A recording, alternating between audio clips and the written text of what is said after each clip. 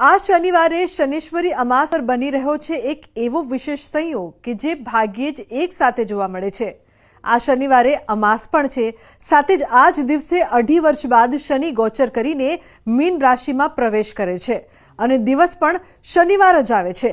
એટલે આ દિવસ ખાસ શનિ મહારાજનો દિવસ છે અને મહાયોગ બનાવનાર દિવસ છે। તો ચાલો જાણીએ કે શનીશ્વરી અમાસ કેમ છે આ વખતે આટલી ખાસ। કર્મફળદાતા શનિદેવ આપણને આપણા કર્મો પ્રમાણે શિક્ષા આપે છે।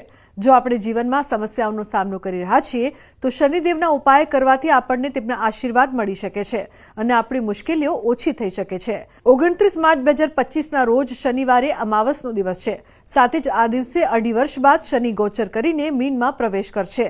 જો તમારા પર શનિની સાડાસાતી, ઢૈયા, મહાદશા, ધનની સમસ્યા, દેવું, બીમારી કે અન્ય કોઈ પણ પ્રકારની જીવનની સમસ્યાઓથી આપ પરેશાન છો તો આ દિવસે તમારા માટે તમે ખાસ ઉપાય કરી શકો છો। આ દિવસે શનિ મહારાજની કૃપા મેળવવા માટે ઉપાય કરી શકાય।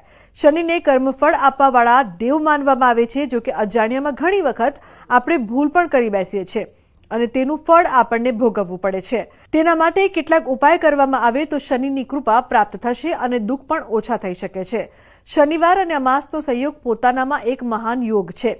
આ તે દિવસ છે જ્યારે શનિદેવ સ્વયં તેમના ભક્તોની પ્રાર્થના સાંભળવા માટે ઉપલબ્ધ રહેશે। આ દિવસે જો શનિદેવની સાચી શ્રદ્ધા અને ભક્તિ સાથે પૂજા કરવામાં આવે તો જીવનની તમામ બાધાઓ દૂર થઈ શકે છે। જો તમે દેવાથી પરેશાન છો અથવા જીવનમાં સતત સંઘર્ષ કરી રહ્યા છો તો આ દિવસે શનિદેવના કેટલાક સરળ ઉપાય કરવાથી તમારા જીવનમાં સુખ સમૃદ્ધિ આવી શકે છે। નહાવાના પાણીમાં સરસવના તેલના થોડા ટીપા ઉમેરો। સ્નાન કરતી વખતે ઓમ નમઃ શિવાયનો જાપ કરો। મહાદેવને યાદ કરો કારણ કે શનિદેવના ઉપાસક સ્વયં ભગવાન શિવ છે। દીવો પ્રગટાવો। સૂર્યાસ્ત પછી શનિ મંદિર અથવા પીપળના ઝાડ પર જાઓ, ત્યાં 4 મુખવાળો દીવો બનાવો, તેમાં સરસવનું તેલ નાખીને પ્રગટાવો।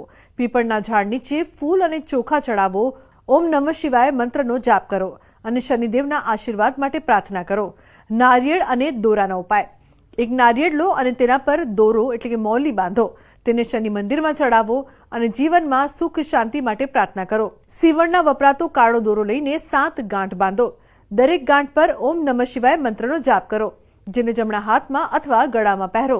આ ઉપાય નકારાત્મક ઉર્જા, દુશ્મનો અને ખરાબ નજરથી રક્ષણ કરવામાં મદદ કરે છે। જો તમે તમારા ઋણમાંથી મુક્તિ મેળવી શકતા નથી તો શનિ અમાવસ્યા પર વિશેષ પૂજા કરો। શનિદેવ પૂર્વજન્મના કર્મોથી મુક્તિ આપનાર ગ્રહ છે। આ દિવસે પૂજા કરવાથી તેમના આશીર્વાદ મેળવી શકાય છે। સૂર્ય અને ચંદ્ર જ્યારે સાથે હોય છે, અમાસની તિથિ બનતી હોય અને શનિવાર હોય એટલે આ દિવસે મહિમા વધી જાય છે। શનિશ્ચર અમાવસ્યાના દિવસે વિશેષ કરીને તમે પિતૃઓની કૃપા પ્રાપ્ત કરી શકો છો। આ દિવસે નાનું મોટું જે પણ કાર્ય કરો છો એમાં અનેક ગણું તમને ફળ પ્રાપ્ત થાય છે। પિતૃઓની કૃપા હેતુ સર્વ પિતૃઓને નમસ્કાર કરી અને તમે જ્યાં જલ રાખો છો, પાણી રાખો છો, ત્યાં પિતૃઓના નામનો દીવો કરી શકો છો। આગળ વાત કરવામાં આવે તો સંધ્યાના સમયે પીપળાના વૃક્ષ નીચે તેલ ભદ્રાવી અને જો દીવો કરવામાં આવે તો ત્યાં પણ કૃપા આપણને પિતૃઓની વિશેષ પ્રાપ્ત થાય છે।